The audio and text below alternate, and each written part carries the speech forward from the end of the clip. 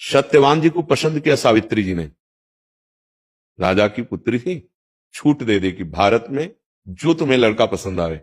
पिता को यही होता ना कि बेटी के सुख वर्धन के लिए उसके मन अनुकूल पति। बहुत से राजकुमार देखे लेकिन उसको पसंद नहीं आया। एक को देखा लकड़ी काट रहा था, पर देखते ही मन लुभायमान हो गया। मंत्री से कहा इनको उतारिए वाय, और कहा कि मैं आपको पति रूप में वर्ण करना चाहती हूँ। तो उनका आप हालत देख रहे हैं हमारी। उनका मैं हालत को पति नहीं बना रही हूं, आपको पति बना रहे हूं। उनका हमारे बूढ़े माता पिता हैं, मैं जंगल में लकड़ी काट के बेचता हूं, उससे गुजारा करता हूं। बोले आप केवल इतना परिचय बता दीजिए कि मेरे नेत्र कभी अन्य को, जो सत्य है उसी को। बोले हाँ, मेरा नाम भी सत्यवान ही है और मैं राजकुमार ही हूं। मेरे माता पिता वृद्ध हैं, उनकी आंखें नहीं हैं, और मैं उस समय बालक था तो जबरदस्ती अन्य राजाओं ने राज्य छीन लिया। अब प्राण बचाकर हम जंगल में रहे। हाँ, बोले अब मुझे विश्वास होगा। और अपने पिता के पास गई, तो जब वो गई तो वहां नारद जी विराजमान थे। नारद जी त्रिकालज्ञ महापुरुष हैं। पिता ने कहा पुत्री वर का वर्ण कर लिया, उनका बहुत मनोनुकूल। कौन है, किस देश का राजा है? उन सुख चाहते हुए कहा इस समय तो नहीं राजा है, उनके माता पिता अंधे हैं और वो लकड़ी बेचकर। वो बेटी तुम्हारी बुद्धि, मतलब कहाँ है राजपद और कहाँ तुम। देवर्षि नारद जी ने कहा क्या नाम है? उन्होंने विचार किया, उनका वो तो 1 वर्ष में मर जाएगा। पिता ने कहा बिल्कुल कैंसिल करो, ना धन है और ना वो जीवित रहेंगे। तो उनका ऐसा नहीं, प्यार भरी दृष्टि से एक बार वर्ण किया जाता है। मैं भारतीय नारी हूं, एक बार मैंने उनको वर्ण कर लिया। देवर्षि नारद जी से कहा 1 वर्ष तो बहुत होता है, अगर हम 1 मिनट भी पति पत्नी के रूप में रहे ना, तो हमारा जीवन सार्थक रहेगा। आप देखिए प्यार किसे कहते हैं। पिता ने जब ब्याह किया कि भाई पुत्री की मौत, तो खूब दहेज हो, तो सब कुछ उन्हें, एक भी नहीं स्वीकार किया। कहा नहीं, मेरे पति जैसे रह रहे हैं मैं वैसे रहूंगी। आप समझो प्यार किसे कहते हैं, पातिव्रत धर्म किसे कहते हैं, सुख किसे कहते हैं। पिता ने कहा हम तुम्हारी इच्छा के विरुद्ध नहीं चल सकते, ठीक है। ऐसे ही जिस झोपड़ी में रहते थे जंगल में, वहीं जाके रहे। नारद जी ने बता दिया था अमुक तारीख अमुक समय 1 वर्ष जीवित रहेंगे।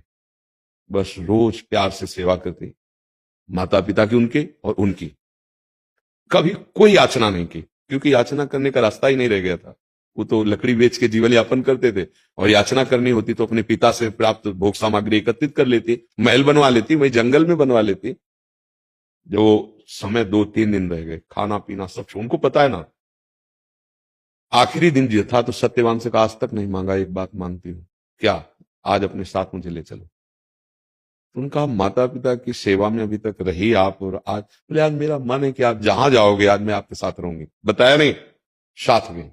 माता पिता से भी अनुमति ले ली। बोले ये कौन सी बात है? माता पिता ने कहा आप जाना चाहते अवश्य जाइए, आज तक तो कुछ मांगा नहीं।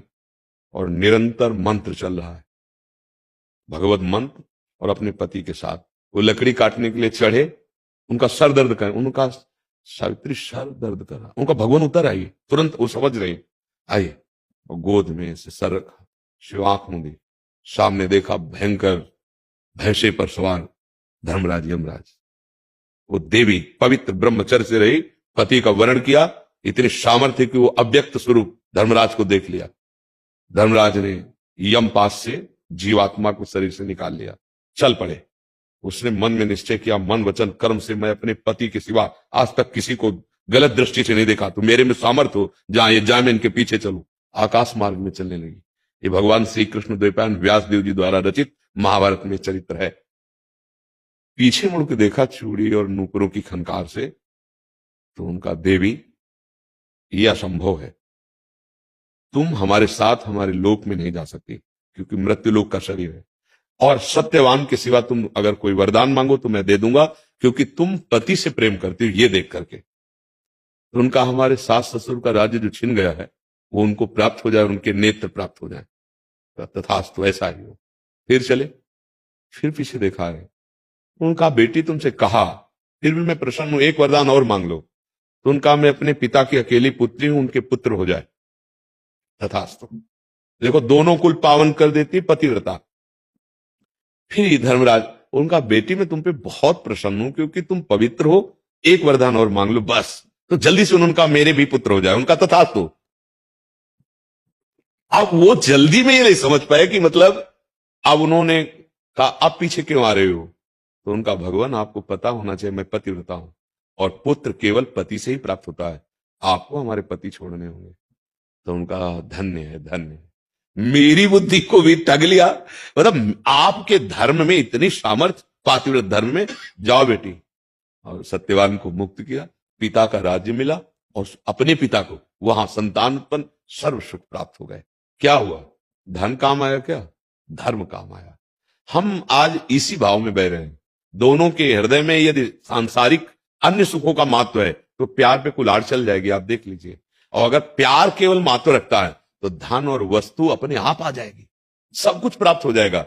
जैसे नदियां बिना किसी सूचना दिए समुद्र में अपने आप जा रही, ऐसे जो धर्मात्मा पुरुष होता है